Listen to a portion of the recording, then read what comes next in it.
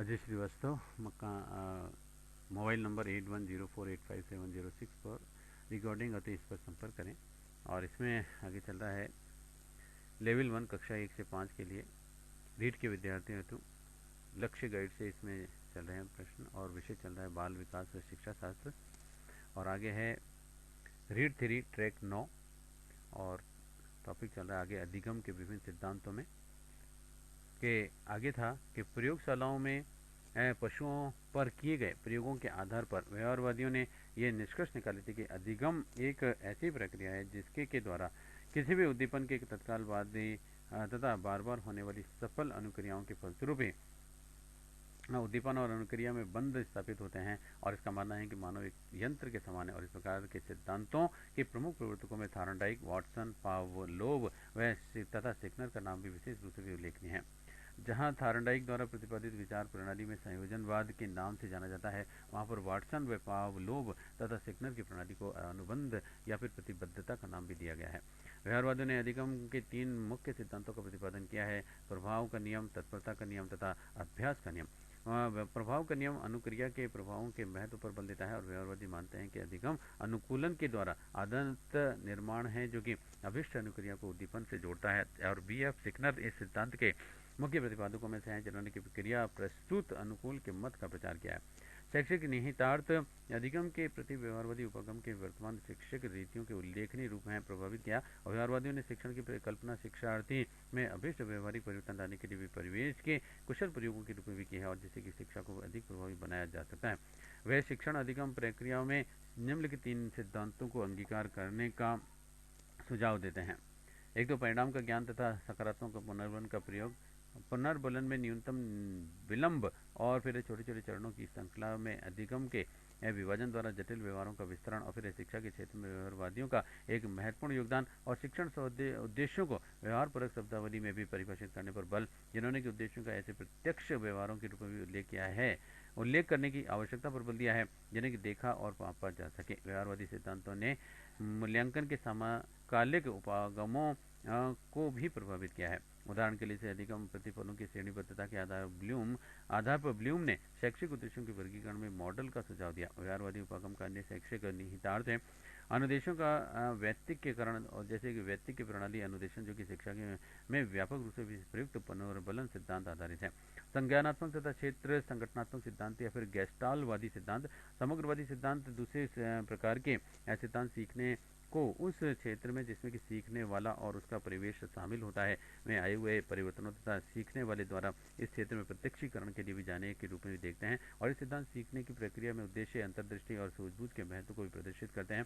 इस प्रकार के सिद्धांतों के प्रमुख प्रवर्तकों में वदाइमर, कोलहर एवं लेविन के नाम उल्लेखनीय है। गेस्टलवादी सीखने की प्रक्रिया का समग्र रूप से भी अध्ययन करते हैं और अंशों में नहीं। ये सिद्धांत सर्वप्रथम प्रत्यक्षीकरण के संबंधित हैं। सूझ द्वारा सीखने के हम संपूर्ण परिस्थिति को भी एक साथ देखते हैं और उसे एक इकाई के रूप में भी समझते हैं। प्राणी संपूर्ण परिस्थिति को देखता है और तभी सही रास्ता निकल पाता है। और प्रतिपुष्टि की धारणा संज्ञानात्मक उपगम का एक महत्वपूर्ण तत्व है। और अधिगम परिस्थितियों की कल्पना इस प्रकार से की जाती है कि व्यक्ति समस्या का सामना होने पर अपनी स्मृति ज्ञान के आधार पर भी एक प्राकल्पना का विकास करता है और फिर उसकी परख करता है और उसकी क्रियाओं के परिणाम और उसको प्रतिपुष्टि प्रदान करते हैं, और जिससे कि ठीक समाधान परिपुष्ट हो जाते हैं और गलत समाधानों को अस्वीकार कर दिया जाता है। शैक्षिक निहितार्थ इस विचारधारा का शैक्षिक रीतियों विशेष करके शिक्षण से महत्वपूर्ण संबंध है और इस उपागम का जो है प्रमुख बल इस बात पर है कि संज्ञानात्मक अधिगम के संवर्धन के लिए भी शैक्षिक क्रियाकलापों को किस प्रकार से अभिकल्पित किया जाए और इसके शैक्षणिक निहितार्थ निम्न है। शिक्षा में संज्ञानवादी उपागम का भी सबसे महत्वपूर्ण पक्ष अधिगम द्वारा भी प्राप्त ज्ञान के प्रतिधारण के संवर्धन से संबंधित है और ज्ञान के प्रतिधारण करने की भी योग्यता इस बात पर निर्भर करती है कि वह कितनी अच्छी तरह से समझ गया है। और शिक्षा सामग्री के आयोजना खोज के सिद्धांतों के आधार पर भी करनी चाहिए, इसलिए भी अनुदेशात्मक विधियों को भी शिक्षार्थी की सहज खोज क्षमताओं को बढ़ाने पर भी बल देना चाहिए। और फिर यह उपगम अनुदेशात्मक उद्देश्यों, पूर्व अपेक्षित व्यवहारों के विश्लेषण और शिक्षण विधियों के संबंध में उचित निर्णयों पर भी बल देता है। इसके अतिरिक्त यह समस्या उन्मुखी अधिगम पर बल देता है, और जिसमें कि ये विस्तारपूर्वक बताया जाता है कि समस्याओं और उसके समाधान के प्रस्तुतिकरण द्वारा विमर्शात्मक रीति से किस प्रकार से बढ़ाया जा सकता है। शिक्षार्थी उन अभिलक्षणों के अध्ययन पर भी बल दिया जाता है जिन्हें कि शिक्षक शिक्षार्थी के अंतर्दृष्टि की गुणात्मक और मात्रा के विस्तार के लिए प्रयुक्त कर सकता है। एडवर्ड एल थॉर्नडाइक का प्रयत्न एवं भूल का सिद्धांत।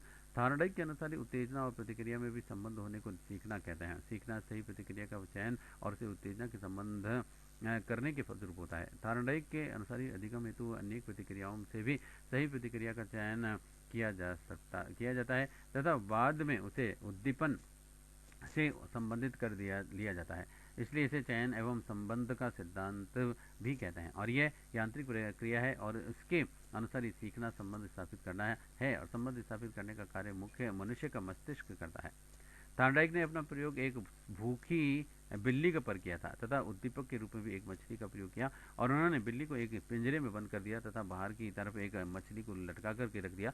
बिल्ली उसे पाने के लिए भी विभिन्न प्रकार की उछल कूद करने लगी। थॉर्नडाइक ने स्पष्ट किया कि इसमें उन्होंने बिल्ली को ऐसा कोई व्यवहार करते ही नहीं पाया जो कि तर्कपूर्ण चिंतन के कारण हुआ हो। थॉर्नडाइक के प्रयत्न और भूल सिद्धांत के अन्य नाम जैसे संबंधवाद का सिद्धांत, उद्दीपन अनुक्रिया का सिद्धांत, सीखने का संबंध सिद्धांत, चयन एवं संबंध का सिद्धांत, अधिगम का संबंध सिद्धांत और आवर्ती सिद्धांत और एसआर थ्योरी। और थॉर्नडाइक के इस सिद्धांत के फलस्वरूप उन्होंने अधिगम के 3 प्राथमिक मुख्य नियम बताए हैं। पहले तो तत्परता यानी तैयारी का नियम। ये नियम बताता है कि अधिगम तब भी घटित होता है जब अधिगमकर्ता सीखने के लिए तैयार या फिर तत्पर हो जाए। यह तत्परता शारीरिक और मानसिक दोनों प्रकार की होती है, और ये नियत संकेत करता है कि बिना तत्पर किए बच्चे को कुछ भी नहीं सिखाया जाना चाहिए। यदि उसे बिना इच्छा सीखने के लिए बाध्य किया जाएगा तो उसे असंतोष की अनुभूति होगी। इसी तरह से यदि छात्र सीखने के लिए भी तत्पर हो तो उसे सीखने देने के अवसर न देना भी उसके लिए असंतोषप्रद होता है। अतः अध्यापक को इस नियम का भी पालन करते हुए भी शिक्षण कार्य करना चाहिए। और फिर है अभ्यास का नियम। इस नियम का अर्थ होता है अधिगम अभ्यास द्वारा ही अच्छा होता है। अभ्यास व्यक्ति को कुशल बनाता है, और यह नियम 2 नियमों में विभक्त है। उपयोग का नियम। इस नियम का अर्थ होता है कि अधिगम अभ्यास से सुदृढ़ होता है। अभ्यास करने से कोई भी कार्य अधिक सरल और अधिक निश्चित एवं तीव्र होता है। अनुपयोग का नियम। इस नियम का भी अभिप्राय है कि जब किसी भी कार्य को दोहराया नहीं जाता है तो वह भुला दिया जाता है, और किसी भी कौशल का अभ्यास कुछ दिन न किया जाए तो उसमें कुशलता समाप्त हो जाती है। तीसरा है प्रभाव या फिर परिणाम या फिर संतोष का नियम। यह नियम बताता है कि यदि सीखना संतोषप्रद हो तो सीखना तीव्र होता है, और यदि सीखना असंतोषप्रद है तो सीखना संभव नहीं होता। थॉर्नडाइक का यह नियम भी सीखने की प्रक्रिया में पुरस्कार और दंड के महत्व को प्रकाश में लाता है, और बच्चे के सीखने पर यदि कोई पुरस्कार दिया जाता है अथवा उसकी प्रशंसा की जाए तो उसे आगे और सीखने के लिए प्रोत्साहन मिलता है तथा दंड मिलने पर बच्चा निरुत्साहित हो जाता है। थॉर्नडाइक ने अपने अभ्यास के नियम में थोड़ा परिवर्तन करते हुए लिखा है कि सिर्फ अभ्यास से ही सीखना प्रभावी नहीं होता है। अभ्यास के साथ में पुरस्कार भी प्रतिक्रिया को कम नहीं करता। और अभ्यास के साथ ही पुरस्कार मिलने पर भी सीखना प्रभावी होता है। इसे आगे 1930 में पुनः संशोधित कर कहा गया कि पुरस्कार के साथ ही दंड भी प्रतिक्रिया को कम नहीं करता है। उसे प्रभाव का विस्तार नियम से जाना जाता है। अधिगम के गौण नियम है। थॉर्नडाइक ने अधिगम के 3 मुख्य नियमों के अतिरिक्त 5 गौण नियम भी दिए हैं, जो कि किसी न किसी रूप में मुख्य नियमों की सहायता करते हैं, और ये गौण नियम निम्नलिखित हैं। जैसे बहुप्रतिक्रिया का नियम। इस नियम के अनुसार जब हम नया कार्य सीखते समय उसके प्रति अनेक प्रतिक्रियाएं एवं प्रयत्न करते हैं तथा उसके बाद में उसे करने की सही विधि मालूम हो जाती है, और प्रयत्न एवं भूल द्वारा सीखने का सिद्धांत इसी नियम पर आधारित है। फिर मनोवृत्ति मानसिक स्थिति का नियम। इस नियम के अनुसार ही हम किसी भी कार्य को सही उसी अनुपात में एवं उसी गति से सीख पाते हैं जिस मात्रा में उसे सीखने की हमारी मनोवृत्ति या फिर मानसिक तैयारी होती है। और तीसरा है आंशिक क्रिया का नियम। इस नियम के अनुसार ही हम अपने संपूर्ण कार्य को छोटे छोटे अंगों में विभाजित कर क्रियान्वित करें तो वह अधिक सुगम एवं शीघ्र हो जाता है। अंश से पूर्ण और शिक्षण का सिद्धांत इस नियम पर आधारित है। आत्मीयकरण का नियम। इस नियम के अनुसार ही हम प्राप्त नवीन ज्ञान को भी आत्मसात कर उसे अपने पूर्व ज्ञान का भी स्थायी अंग बना लेते हैं। अर्थात पूर्व ज्ञान से उसका तादात्म्य स्थापित कर लेते हैं। अधिक सुगम एवं सुदृढ़ होता है। अतः शिक्षक को चाहिए कि वह ज्ञात से अज्ञात की ओर के आधार पर भी अध्यापन करवावें। और फिर पांचवा साश्चर्य परिवर्तन का नियम है। इस नियम का अभिप्राय है कि पूर्व में की गई क्रिया को भी अन्य परिवर्तित परिस्थिति में भी उसी प्रकार से करना, जैसे कि प्रेमिका की अनुपस्थिति में प्रेमी और उसके लिए उसी प्रकार से बातें करना जिस प्रकार से वह प्रेमी से करता है। आलोचना। इस सिद्धांत के व्यर्थ के प्रयत्नों पर भी बल दिया गया है और उन व्यर्थ के प्रयत्नों के कारण भी सीखने में समय नष्ट होता है। और ये सिद्धांत बताता है कि व्यक्ति किस प्रकार से सीखता है और व्यक्ति कैसे सीखता है वह स्पष्ट नहीं है, और इसमें अभ्यास पर आवश्यकता से अधिक बल दिया गया है तथा रटने पर भी बल दिया गया है। अध्यापक के लिए भी उपयोगिता। अध्यापक को ऐसा वातावरण बनाना चाहिए जो कि सक्रिय हो तथा बालक शारीरिक व मानसिक रूप से भी तैयार हो जाए, और प्रभाव के नियम के अनुसार ही बालक को कोई उचित प्रोत्साहन, पुरस्कार या प्रशंसा देनी चाहिए जिससे कि वह उचित रूप से शिक्षण कर सके। और यह सिद्धांत शिक्षण में प्रेरणा को पर्याप्त महत्व देता है। और छात्रों को अनुक्रिया के अवसर देने चाहिए। अध्यापक को मंद बुद्धि बालकों के लिए भी अधिक अभ्यास के अवसर भी प्रदान करने चाहिए। और अर्थपूर्ण सामग्री छोटे छोटे अंशों में विभक्त होनी चाहिए, और ये सिद्धांत अनुभवों का लाभ उठाने की क्षमता का विकास करता है एवं त्रुटियों का निराकरण करता है। और इस सिद्धांत में बालकों में धैर्य एवं परिश्रम के गुणों का भी विकास होता है। यह गणित, विज्ञान एवं समाजशास्त्र जैसे विषयों को भी सीखने में अधिक उपयोगी है। परंपरागत अनुकूलन सिद्धांत में इस सिद्धांत के प्रवर्तक रूस के आईपी पावलाव नामक मनोवैज्ञानिक एक शरीर वैज्ञानिक थे, और इसे अनुबंधन का जनक भी कहते हैं। और इस सिद्धांत के अनुसार सीखना एक अनुकूलित अनुक्रिया है, और इस सिद्धांत को अनुकूलित अनुक्रिया या फिर संबद्ध प्रतिक्रिया, संबद्ध प्रत्यावर्तन सिद्धांत भी कहते हैं। सिद्धांत की व्याख्या गिलफोर्ड ने अपनी पुस्तक ग्रीन पाइलोलॉजी में इस सिद्धांत की व्याख्या इस प्रकार से की है कि इस सिद्धांत की साधारण व्याख्या यह है कि जब दो उद्दीपन, एक स्वाभाविक और दूसरा अस्वाभाविक, साथ साथ दिए जाते हैं तो एक समय बाद में केवल अस्वाभाविक उद्दीपन के साथ ही स्वाभाविक अनुक्रिया घटित हो जाती है। केवल अस्वाभाविक उद्दीपन के साथ ही स्वाभाविक अनुक्रिया के होने को ही अनुकूलन या कंडीशनिंग कहा जाता है। प्रयोग है। पावलोव ने अपने सिद्धांत को पुष्ट करने के लिए एक कुत्ते पर प्रयोग किया, और कुत्ते को भूखा रखा गया और उसे कमरे में बांध दिया गया तथा उसकी जीभ को एक नली से जोड़ दिया गया। नली को एक गिलास से जोड़ दिया गया और जिसमें कि लार को एकत्रित होना था। कमरे में घंटी रखी गई और घंटी को बजाया गया, और साथ ही कुत्ते को भोजन भी दिखाया गया। इससे कुत्ते के मुंह में लार आने लगी और इस क्रिया को कई बार दोहराया गया। अंत में सिर्फ घंटी ही बजाई गई और भोजन नहीं दिखाया गया, पर कुत्ते ने उतनी ही लार निकाली जितनी कि वह पहले निकालता था। इससे यह निष्कर्ष निकाला गया कि जो अनुक्रिया भोजन के कारण उत्पन्न हुई थी उसे बाद में केवल घंटी बजाकर भी उत्पन्न किया जा सकता है। इस तरह से स्वाभाविक अनुक्रिया लार आना को अस्वाभाविक उद्दीपन केवल घंटी बजाना के साथ ही अनुबंधित कर दिया गया। उपरोक्त प्रयोगों में निम्नलिखित 3 सोपान महत्वपूर्ण है। एक तो भूखे कुत्ते के सम्मुख भोजन की उपस्थिति, और यह स्वाभाविक उद्दीपन है, और मुंह में लार आना स्वाभाविक क्रिया है। दूसरा, घंटी बजाना। भोजन में कुछ सेकंड पूर्व घंटी की ध्वनि करना यह अस्वाभाविक उद्दीपन है, और इस प्रक्रिया को कई बार किया जाता है।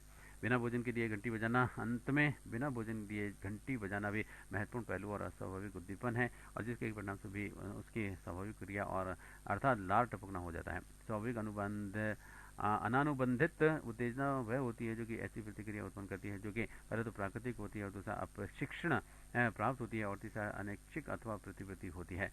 पावलोव के अनुसार अधिगम स्वाभाविक उत्तेजना को स्वाभाविक प्रतिक्रिया देना नहीं है, यह तो प्राकृतिक संबंध है। यदि किसी अस्वाभाविक उत्तेजना को अनुबंधित प्रतिक्रिया दी जाती है तो उसे अधिगम कहते हैं। अस्वाभाविक उद्दीपन के प्रति स्वाभाविक अनुक्रिया का होना ही अनुकूलित या फिर अनुबंधित अनुक्रिया कहलाती है। अर्थात यदि केवल घंटी ही की आवाज़ सुनकर ही लार निकले तो यह अनुबंधित प्रतिक्रिया होगी। सिद्धांत के मुख्य जो है नियम बिंदु हैं, तो सीखना, अनुबंधित उद्दीपन व अनुबंधित प्रतिक्रियाओं में संबंध है, और ये संबंध दोनों में अनुकूलन के कारण होता है। इस अनुकूलन का कारण स्वाभाविक उत्तेजना एवं अस्वाभाविक उत्तेजना के काल में सामीप्य होना है। और फिर प्रभावित करने के वाले कारक हैं। भूख के कारण कुत्ते में घंटी का खाने के साथ ही संबंध स्थापित किया, अतः प्रेरक का प्रभावी होना भी आवश्यक है, और प्रेरक प्रभावी न हो तो प्राणी उत्तेजकों की ओर कोई विशेष ध्यान नहीं देगा, और बार बार उत्तेजकों का दोहराव एवं दो उत्तेजकों में समय का संबंध होना चाहिए, और नियंत्रित वातावरण को हो तथा दो उत्तेजकों के अतिरिक्त अन्य कोई भी उत्तेजक नहीं हो। यदि प्राकृतिक उत्तेजक दृढ़ हो तो सीखने वाला दूसरे उत्तेजक पर भी ध्यान नहीं देता है। अतः कृत्रिम उत्तेजक तीव्र व दृढ़ होना चाहिए। और फिर है अध्यापक की भी उपयोगिता। संवेगात्मक विकास है तो वो भाषा का विकास, जैसे छोटे छोटे बच्चों को वस्तुओं को दिखा करके शब्दों को सिखाना, मनोवृत्ति या फिर अभिवृत्ति का निर्माण करने हैं, तो बुरी आदतों को त्याग करके उसके स्थान पर अच्छी आदतों को बढ़ावा दिया जा सकता है। अनुशासन के संबंधित अच्छी अच्छी आदतों का विकास करना संभव है यदि सिद्धांत सहसंबंध के सिद्धांत का पुनर्बलीकरण के सिद्धांत पर आधारित है। यह सिद्धांत बालकों के सामाजिकरण में वातावरण से उसका सामंजस्य स्थापित करने में सहायक है, और इन विषयों जिन विषयों को सीखने हेतु अधिक सोचने संबंधी की चिंतन व क्रिया नहीं होती है, उन्हें सिखाने में यह सिद्धांत अधिक उपयुक्त है। जैसे सुलेख, अक्षर विन्यास आदि। आलोचना मानव को भी यंत्र साधन समान समझना तथा केवल सरल विषय वस्तु के अधिगम को बताता है, जटिल विचार श्रृंखला को नहीं, और मानव के विवेक, तर्क व चिंतन आदि गुणों की अवहेलना करता है। और अधिगम अस्थायी रहता है। यदि उत्तेजकों का संबंध समाप्त कर दे तो प्राणी उसे भूल जाता है।